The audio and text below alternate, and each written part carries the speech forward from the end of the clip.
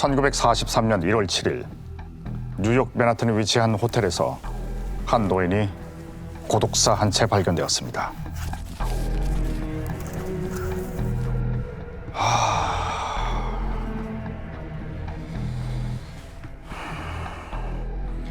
그런데 얼마 지나지 않아 FBI가 찾아와 노인의 방을 수색하기 시작했죠. 호텔 직원은 이렇게 증언했습니다.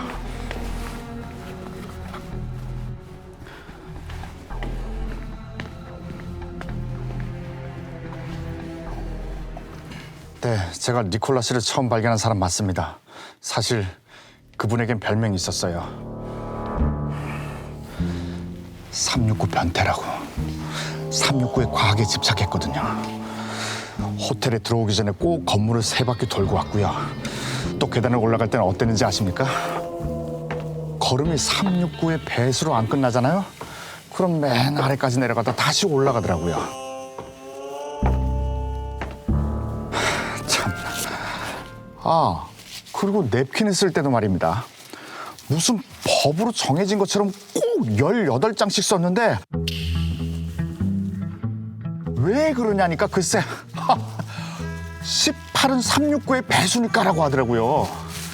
방 배정도 꼭 3회 배수여야 한다고 하도 졸라서 어쩔 수 없이 3327호실로 바꿔드렸습니다.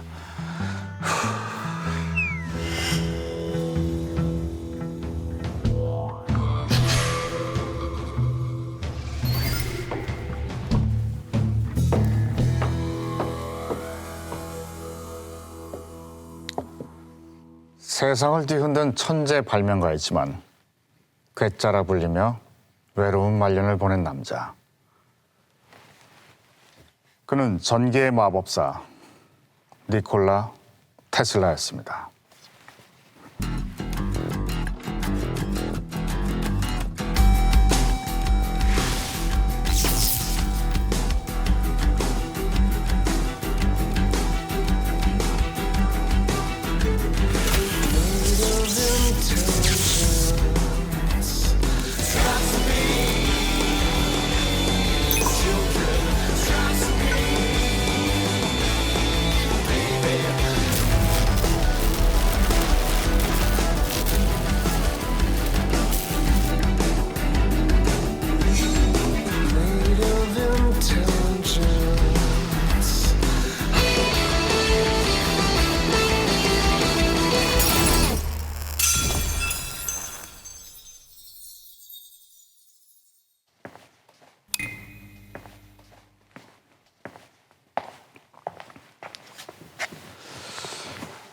테슬라의 이야기를 시작하기 전 우리는 한 남자의 이야기를 짚고 넘어가야 합니다.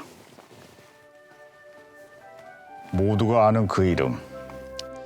위인 전기에서 절대 빠지지 않는 한 사람.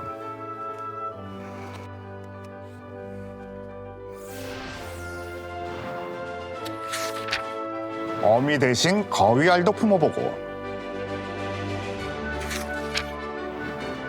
집안 헛간도 통째로 태워보던 호기심 많은 소년. 천재는 1%의 영감과 99%의 노력으로 이루어진다는 노력의 대표주자. 무려 1093건의 개인 특허를 가진 발명왕. 토머스 에디슨 말입니다. 바로 전구의 아버지.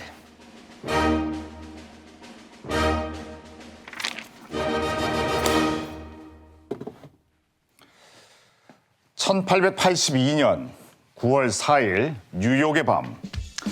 이전까지 본 적 없는 빛이 어둠을 몰아내기 시작했습니다.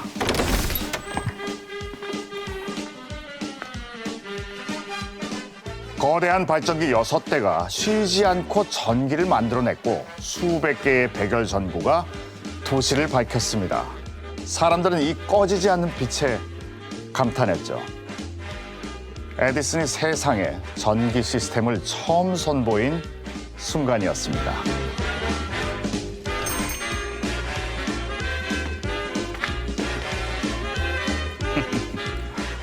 뉴욕에서 있었던 성공적인 시연에 힘입어 에디슨은 보스턴, 로스앤젤레스 등 대도시 수십 곳에 발전소를 세우고 전기 제국을 건설해 나갑니다. 하지만 그의 전기 시스템에는 한 가지 문제가 있었습니다. 바로 계속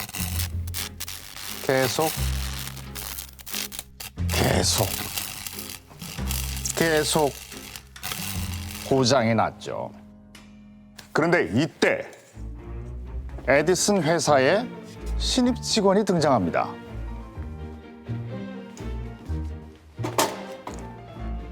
그는 전기로 인해 문제가 발생했다는 사실을 찾아내죠. 그리고 순식간에 뚝딱 해결해냅니다.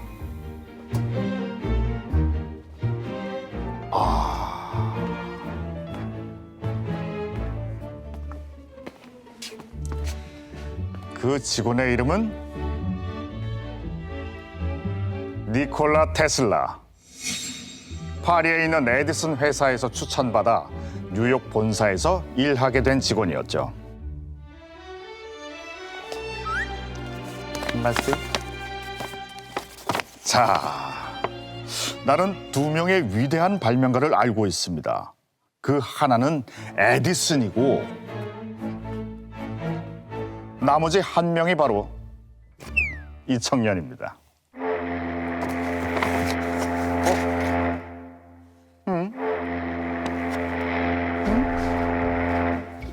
그런데 이건 또 무슨 소리일까요? 뉴욕 동쪽 강가에 화물 여객선 한 대가 고장으로 멈춰서 있었습니다. 이번에도 테슬라가 출동. 발전기와 밤새 씨름하더니 작동시키는데 성공합니다. 테슬라의 솜씨를 본 에디슨은 파리에서 온 저 친구 참 훌륭하군 하며 감탄했죠. 이후에도 고장은 계속됐습니다. 테슬라의 말에 따르면 회사에서는 이 문제를 해결하면 5만 달러를 주겠다고 약속합니다.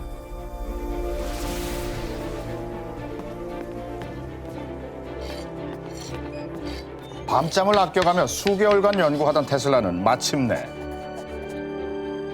대부분의 문제를 해결합니다. 여기 회사에서 편지가 왔는데요. 약속대로 5만 달러를 줬을까요? 일단 두께가 좀, 네. 예를 들어.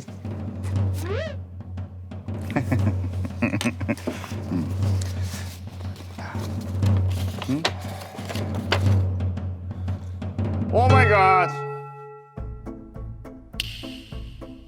자네는 미국식 유머를 이해하지 못하는구만.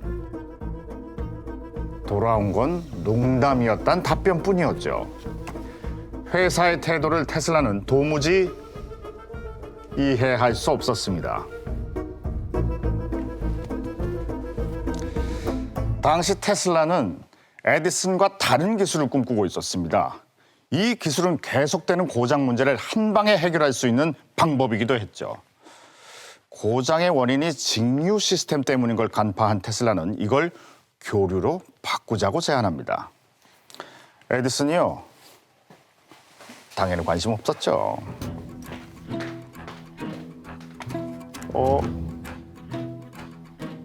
느낌이 싸한데요? 사실 에디슨의 회사는 전구, 발전기, 송전 시스템 등 모든 사업이 직류 방식에 맞춰져 있었습니다. 그 모든 시스템을 교류로 바꾸자는 테슬라에게 에디슨은 이렇게 말했죠. 교류에는 미래가 없고 거기에 투자하는 사람은 시간 낭비하는 걸세. 얼마 후 테슬라는 사직서를 제출합니다. 대체 에디슨과 테슬라를 부딪히게 한 직류와 교류가 뭔지 혹시 아시나요? 둘 사이를 갈라놓은 직류와 교류, 제가 쉽게 설명해 드리죠. 예를 들면 일상생활에서 사용하는 건전지는 직류, 플러그를 꽂는 콘센트는 교류라고 보시면 됩니다. 우리가 전자기기를 사용하기 위해 건전지를 넣을 때 플러스 극과 마이너스 극의 방향을 바꿔 끼우면 작동하지 않습니다. 직류는 전류가 플러스 극에서 마이너스 극으로 한 방향으로만 흐르기 때문입니다. 교류는 이 콘센트를 생각하면 더욱 이해하기가 쉬운데요. 우리가 전기를 사용하기 위해서 콘센트에 플러그를 꽂을 때 이렇게 꽂아도 전기가 흐릅니다. 네, 다시 말해 플러스 극과 마이너스 극의 방향을 고민하지 않아도 되는데요. 그건 현재 가정용으로 공급되는 전력이 교류이기 때문입니다. 교류 전류는 플러스 극과 마이너스 극이 수시로 방향을 바꾸며 이동하거든요. 직류 시스템이 익숙했던 에디슨에겐 낯설었을 겁니다.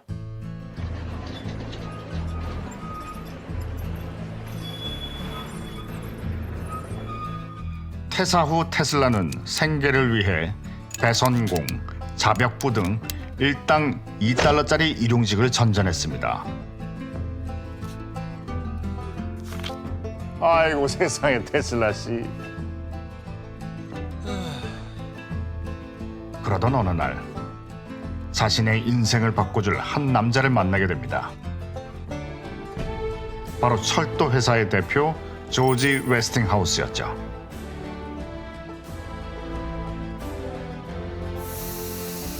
유능한 사업가 웨스팅하우스는 이제 막 전기 사업에 뛰어든 참이었습니다. 당시 그는 송전 문제를 돌파할 수 있는 교류 시스템의 잠재력을 간파하고 있었죠. 웨스팅하우스는 첫 만남에서 테슬라의 교류 시스템 특허 7건을 $60,000에 사들입니다. 또 전기 생산을 할 때마다 로열티를 지급하기로 하고요. 테슬라는 웨스팅하우스와의 만남 덕분에 경제적인 여유까지 찾게 됩니다. 기회를 얻은 건 웨스팅하우스도 마찬가지였죠. 테슬라가 설계한 교류 시스템은 직류의 가장 큰 한계, 장거리 송전 문제를 해결할 수 있었으니까요. 한편 웨스팅하우스가 전기 사업에 뛰어들었다는 소식을 들은 에디슨은 이렇게 말했습니다. 그 친구는 전기에 대해 아무것도 모르니 철도 사업이나 하라고 전해주시오. 하지만 에디슨은 예감하고 있었을 겁니다.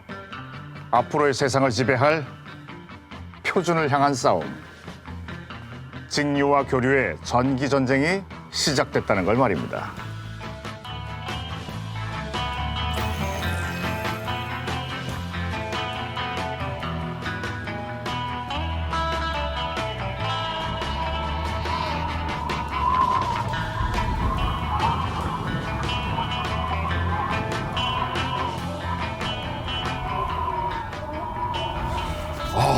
이번 폭설은 정말 장난이 아니군요. 1888년 3월 대폭설이 미국 동부 해안을 강타했습니다. 전하와 전기까지 끊기면서 도시는 마비 상태였죠. 하지만 더 큰 문제는 눈이 녹고 난 후였습니다.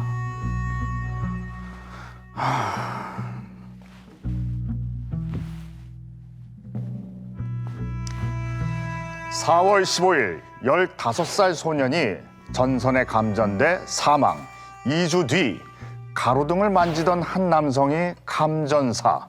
또 2주 뒤엔 수리공이 전기 충격으로 즉사.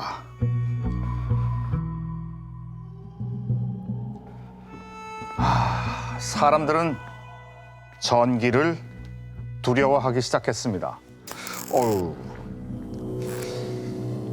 이렇게 늘어진 전선을 보고 죽음을 떠올리기 시작한 거죠. 그런데 그때 발명왕 에디슨은 사람들의 공포심을 이용할 빛나는 아이디어를 떠올립니다.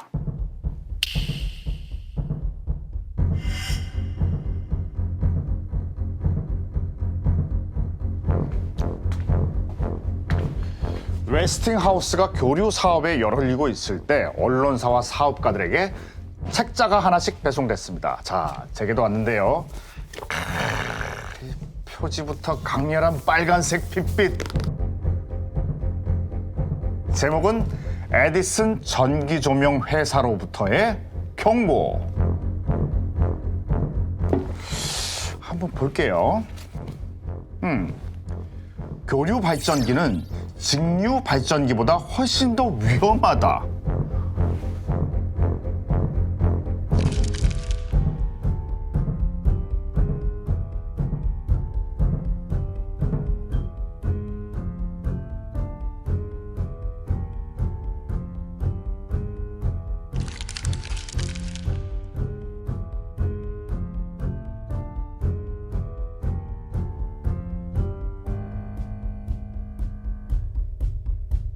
자, 교류가 위험하다고 경고하면서 교류로 인한 사고란 사고는 싹 다 모아놨군요.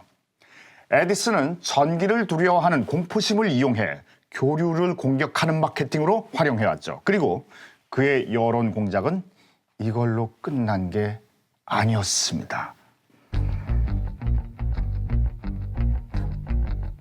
그 즈음 미국 뉴저지에서는 동네 유기견들이 자꾸 사라지는 사건이 발생합니다.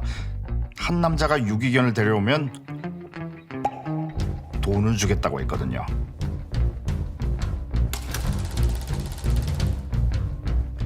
유기견을 데리고 남자가 향한 곳은 뉴욕 컬럼비아 대학교의 실험실.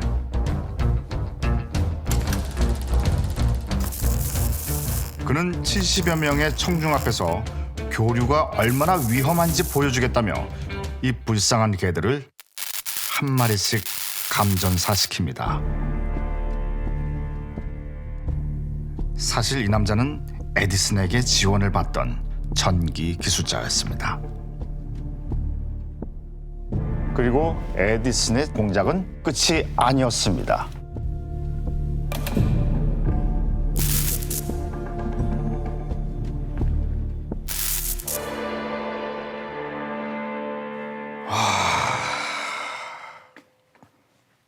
살벌합니다. 그죠? 얼마 뒤 뉴욕주 의회에서는 새로운 사형 방식을 발표합니다. 바로 전기 사형이었죠. 에디슨은 어떤 반응을 보였냐고요? 전기는 1만 분의 1초 안에 한 사람을 죽일 수 있으니 교수형보다 더 인간적. 이라며 전기 사형에 힘을 실었죠. 1890년 8월 6일, 이날은 세계 최초로 전기 사형이 있던 날이었습니다. 사형위원회에선 교류를 쓰기로 결정했죠. 그날 이곳 사형장에서는 참으로 많은 일들이 있었습니다.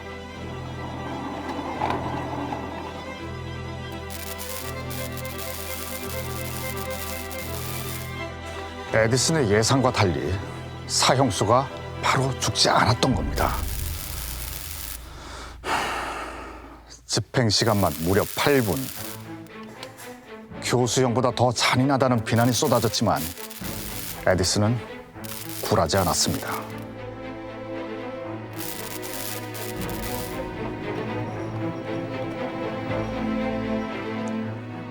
오히려 신조어까지 만들어버리죠.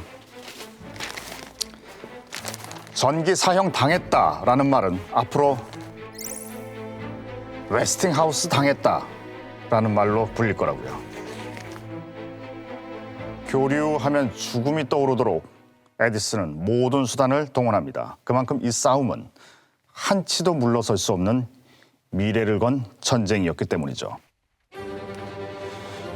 이러한 에디슨의 온갖 흑색 선전과 비방에 테슬라와 웨스팅하우스는 어떻게 대응했을까요?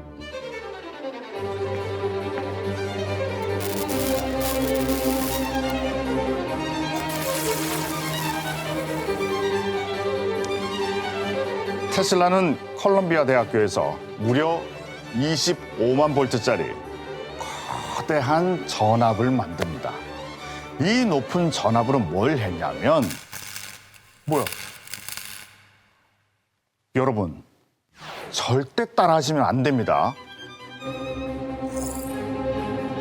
테슬라는 교류 전기를 직접 몸에 통과시켜 버립니다. 그리고는 몸을 통과한 전기로 조명을 켜는 묘기까지 선보입니다. 그런데도 테슬라는 멀쩡했죠.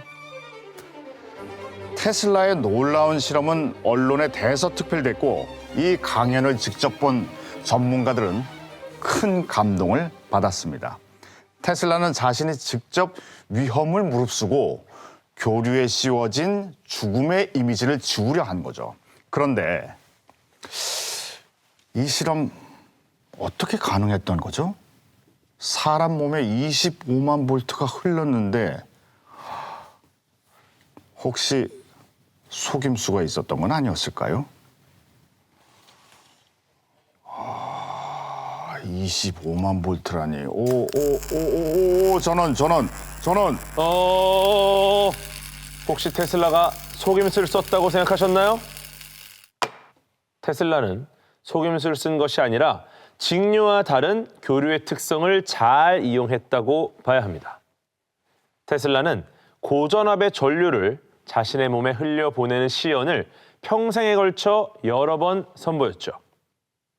아마도 테슬라는 약 3만 헤르츠 이상의 고주파 교류를 사용한 것으로 보이는데 교류 전기는 저주파일 때보다 고주파일 때 인체 내부가 아닌 표면을 따라 흐르는 경향이 있어 덜 위험합니다.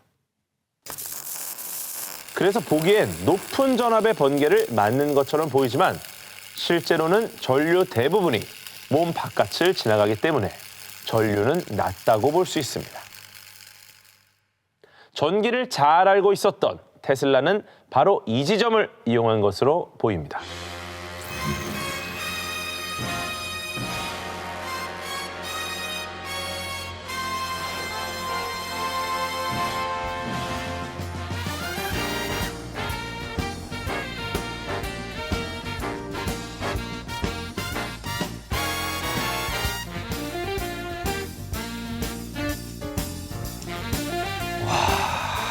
정말 화려하네요. 1893년 5월 1일 세계 만국 박람회가 미국 시카고에서 열렸습니다. 역대 가장 많은 나라들이 참가했고 관람객 수만 2,700만 명, 유례없는 규모였죠. 갖가지 새로운 발명품들이 처음 공개되는 박람회장은 미래 세상이 어떤 모습일지 눈으로 확인할 수 있는 자리였습니다. 그곳에서 박람회장을 수놓은 20만 개의 전구는 전기 시대의 시작을 선언하고 있었죠. 그런데 이때 사용된 전기는 에디슨의 직류였을까요? 아니면 테슬라의 교류였을까요? 지금부터 박람회의 전기 배급사를 결정하던 그날로 가보시죠.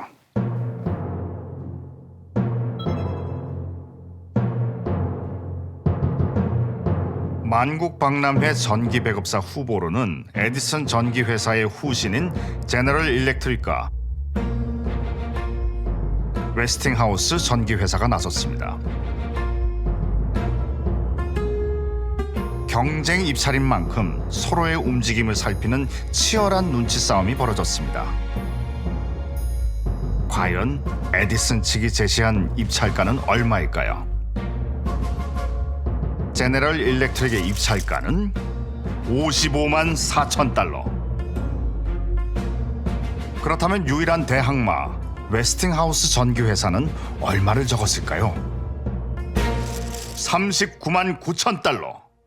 무려 10만 달러 이상이나 저렴하군요. 웨스팅하우스 전기회사 축하드립니다. 이번 경쟁에선 훨씬 싼 입찰가를 적어낸 테슬라와 웨스팅하우스가 승리를 차지했군요.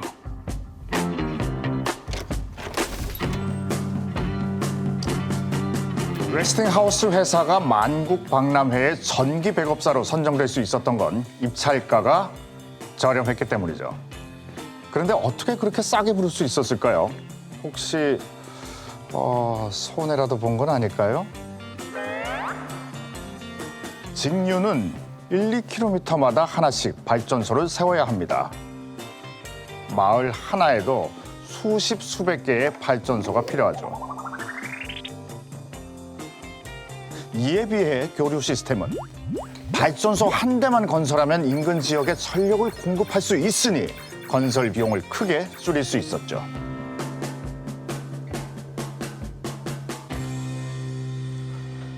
만국박람회의 전력 배급사 선정은 전기 전쟁의 중요한 변곡점이 됐습니다. 이제 팽팽하기만 하던 전기 전쟁의 줄다리기는 만국박람회를 기점으로 서서히 한쪽으로 쏠리기 시작했죠. 이제 전기 전쟁을 끝낼 마지막 관문이 테슬라를 기다리고 있었습니다. 바로 거대한 전력의 장거리 송전이었죠. 테슬라와 웨스팅하우스는 장거리 송전까지 성공시켜 교류의 실용성을 세상에 입증하고 싶었을 겁니다. 교류가 미국을 넘어 세계 표준이 될 전기라는 걸 증명할 무대를 기다리고 있었죠. 그런데 그때 나이아가라 폭포를 이용해 전기를 공급할 회사를 찾는다는 소식이 들려옵니다. 웨스팅하우스 전기회사는 기꺼이 이 프로젝트에 참여하기로 하죠.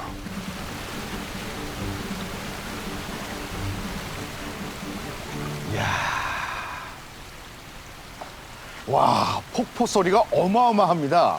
드디어 1896년 11월 16일 대망의 날이 찾아왔습니다. 잠시 후 이곳 나이아가라 폭포에서는 세계가 주목하는 가운데 수력 발전소의 첫 가동이 예정돼 있습니다. 이날을 위해 테슬라와 웨스팅하우스 전기회사는 모든 기술력을 동원해왔죠. 고마워요. 자, 이제 곧 자정에 맞춰 발전소 가동이 시작될 예정인데요. 이제 현장에서는 카운트다운이 들어가고 있네요. 5, 4, 3, 2, 1. 곧이어 나이아가라 폭포의 거대한 물줄기가 터빈을 돌리며 전기를 만들어내기 시작했습니다.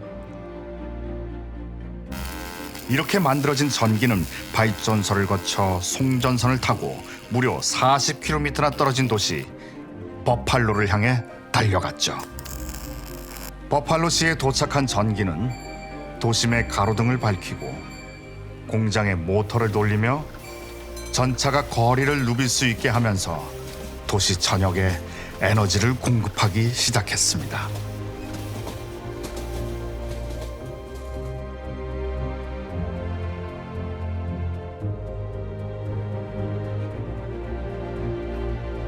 와, 동네가 정말 환해졌군요. 이는 당시로선 상상조차 할 수 없는 일이었습니다. 직류를 쓰던 당시엔 발전소 인근에만 전기를 보낼 수 있었거든요.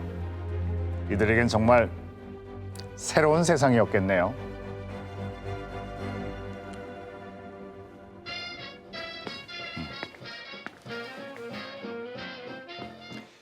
테슬라의 교류 전기는 무려 40km나 떨어진 도시에 전력을 공급하는데 성공한 겁니다.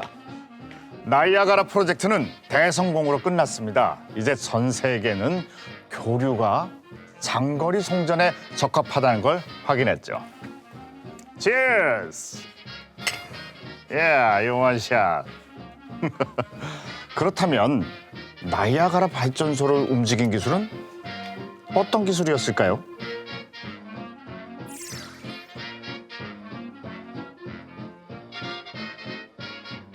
전기를 장거리로 보내기 위해서는 손실을 최대한 줄여야 합니다. 손실을 줄이기 위해서는 전압을 높이고 전류를 상대적으로 줄이는 고압 송전 방식을 사용합니다.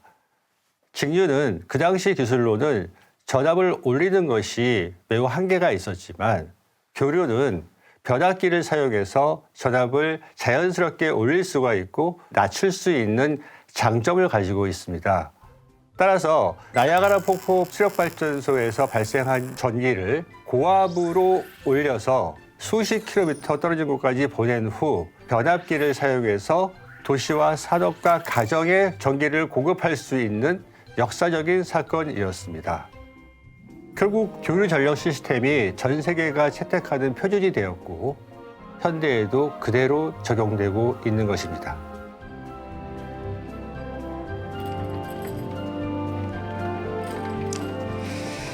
자, 그래서 교류는 전기의 표준이 됐고 테슬라는 부자가 됐다.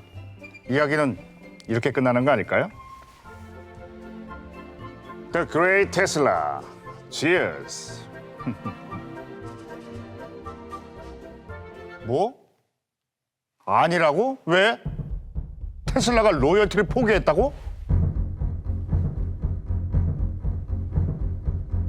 계약서를 아예 찢었다고? 믿기 힘들지만 사실입니다. 테슬라는 시카고 만국 박람회가 열리기 전 웨스팅하우스 회사가 자금난을 겪는다는 소식에 자신의 특허 로열티를 포기해버리거든요. 아이고 세상에 테슬라 씨, 이 양반아, 그게 얼마입니까 대체? 만일 이때 특허를 포기하지 않았다면 테슬라는 세계 최초로 억만장자가 됐을 거란 이야기도 있죠. 하지만 테슬라에겐 돈보다 중요한 게 있었습니다. 나이아가라 폭포는 어린 시절의 꿈이었습니다. 10살 때 나이아가라 폭포 그림을 보며 거센 물살이 거대한 물레방아를 돌리는 걸 상상했고 그 힘으로 에너지를 만들고 싶다고 생각했죠.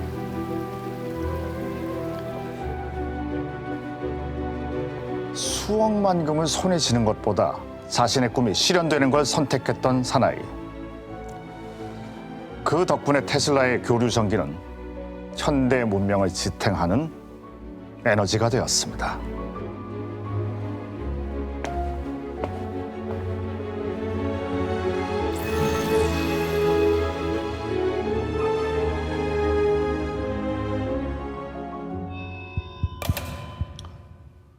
교류 시스템을 완성한 테슬라는 이제 새로운 꿈을 꾸기 시작합니다.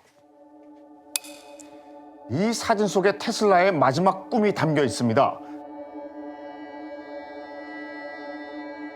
거대한 인공 번개가 뿜어져 나오고 있는데 테슬라는 태연히 앉아 책을 읽고 있죠.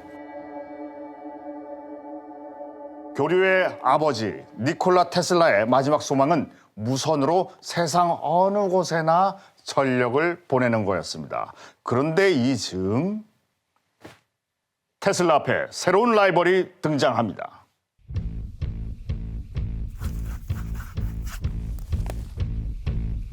이탈리아의 발명가 굴리엘모 마르코니.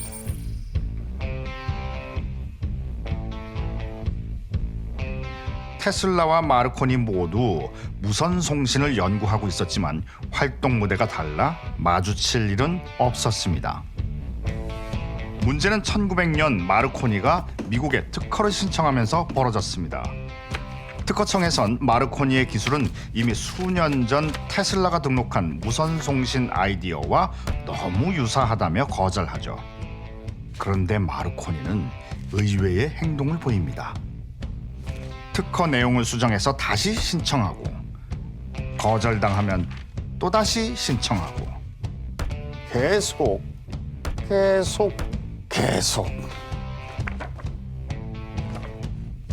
계속된 신청 끝에 특허 등록에 성공하더니 무선 송신 사업을 확장해 나갑니다.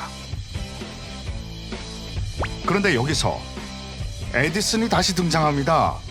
그는 자신이 가지고 있던 무선 전신 관련 특허를 마르코니에게 양도하고 마르코니 회사의 기술 자문을 맡고 있었죠.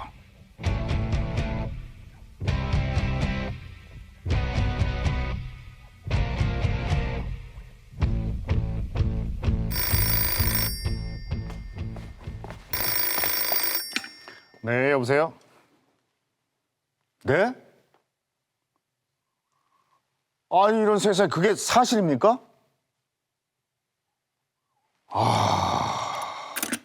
이게 대체 무슨 일인가요? 1909년 노벨 물리학상 수상자는 이탈리아의 마르코니. 마르코니가 노벨 물리학상을 수상한 이유는 무선 송신을 발전시킨 덕분이었습니다. 이 소식을 들은 테슬라는 마르코니를 상대로 소송을 시작합니다. 무선 송신에 관한 특허는 분명 테슬라가 먼저 등록했거든요. 또 마르코니가 특허 등록을 하기 훨씬 전부터 테슬라는 각종 강연에서 이 기계를 소개해왔죠. 바로 테슬라 최후의 꿈을 이뤄줄 발명품 테슬라 코일.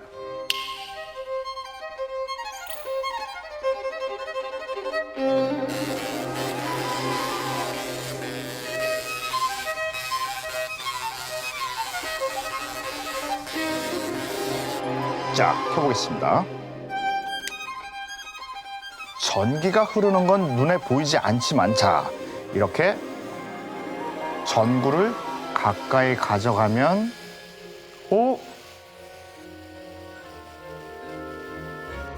한 번 더요.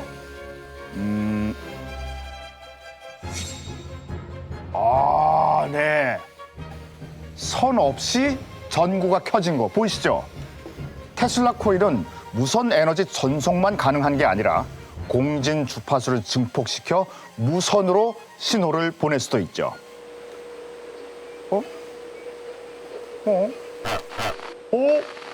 그런데 이게 무슨 소리죠? 주파수 하면 뭐가 생각나세요? 라디오가 생각나지 않나요? 우리가 라디오를 청취할 때 이런 식으로 특정 주파수를 맞춰야 하는데요. 주파수가 맞지 않으면 라디오가 지지직거리거나 아예 들리지 않게 됩니다. 바로 공명 때문이죠.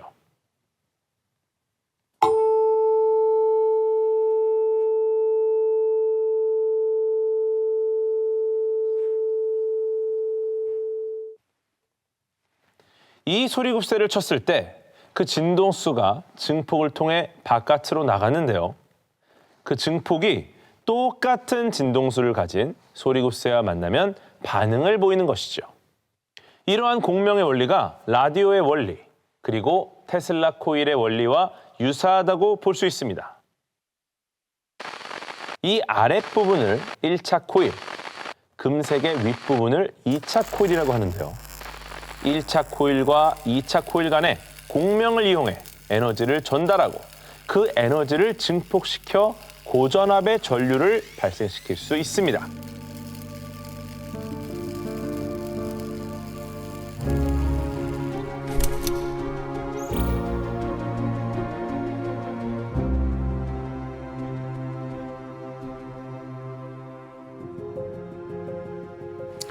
이렇게 멋진 발명품 테슬라 코일까지 만들어 놓고 있었으니 마르코니의 노벨상 수상에 테슬라가 열받을 만했네요.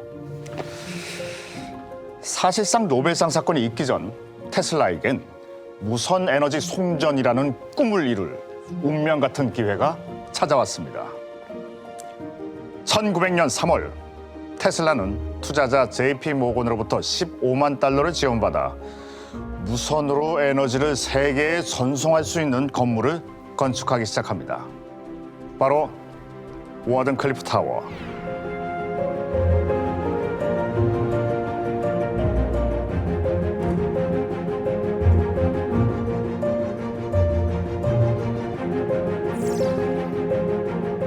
높이 57m, 직경 21m의 금속돔을 얹고 지하 36m까지 땅속 깊이 건설하는 당대 가장 거대하고 복잡한 전기 구조물 중 하나였죠.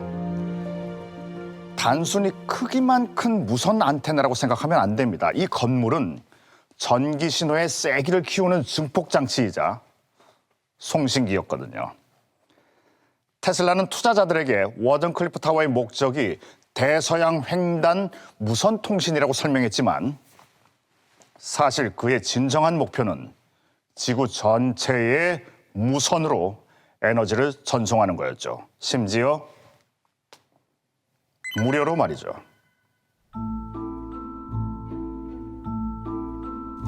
어느 날 테슬라에게 갑작스러운 소식이 들려옵니다. JP 모건이 워든클리프 타워에 대한 지원을 중단한 거죠. 이유는 명확히 알려지지 않았습니다. 다만 돈이 중요한 사업가 입장에선 테슬라의 꿈, 무료 전력 전송은 받아들이기 어려웠겠죠. 투자자가 끊기고 더 이상 채무를 감당할 수 없었던 테슬라는 타워 일대의 토지를 압류당하고 맙니다. 그리고 다음 해 테슬라는 파산 신청에 들어갑니다.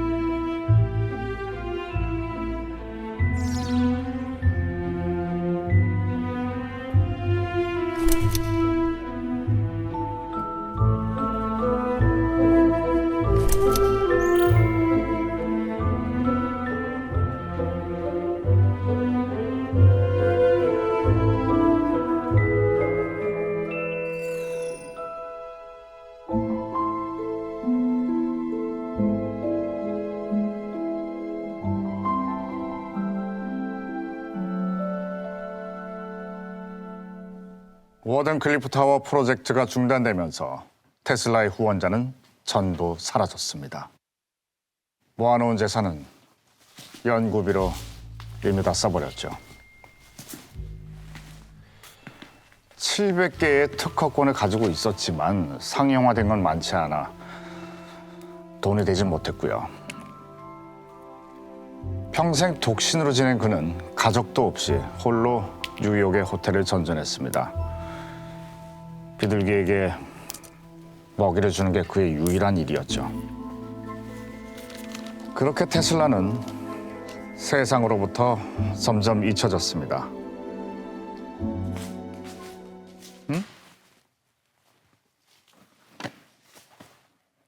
오, 대법원에서 테슬라 앞으로 편지를 보냈군요.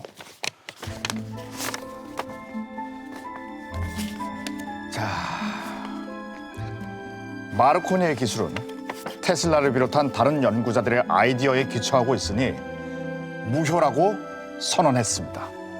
아, 테슬라!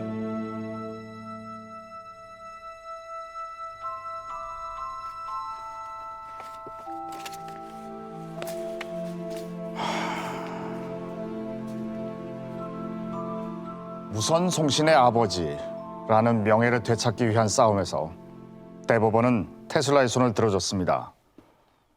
하지만 이미 테슬라는 세상을 떠나고 없었습니다.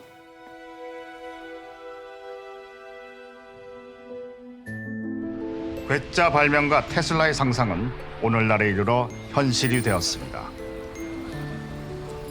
우리와 24시간 함께하는 스마트폰, 무선으로 정보를 주고받고 충전까지 가능해진 오늘의 기술 속엔 테슬라의 상상과 아이디어가 담겨 있습니다. 무선이 완벽하게 적용되면 지구 전체가 거대한 뇌로 변할 것이다. 그의 발명으로 전력의 장거리 송전과 효율적인 분배가 가능해졌고 덕분에 산업과 가정에 전기가 보급되었죠. 또 전기를 활용한 다양한 기기가 등장한 덕에 컴퓨터와 인터넷 같은 정보기술이 발전했고 오늘날 우리가 마주한 AI 시대의 기반을 마련한 셈입니다. 테슬라의 위대함이란 당장 상용화되지 않는 기술이라 할지라도 미래에 사용할 수 있는 기술을 연구한 사람이라는 것입니다. 과학자의 위대함이란 얼마나 많은 발명을 했느냐가 아니라 인류가 미래를 살아나가는 방식을 얼만큼 바꿔놨느냐에 달려있다고 생각합니다. 이러한 관점에서 니콜라 테슬라는 전기 문명이 나아갈 방향을 바꿔놓은 위대한 과학자라고 생각합니다.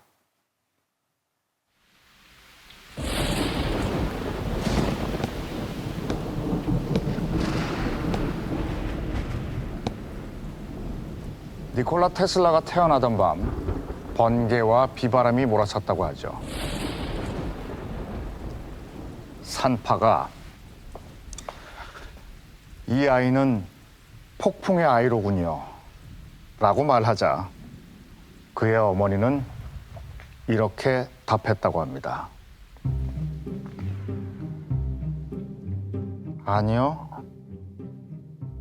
이 아이는 빛의 아이가 될 겁니다.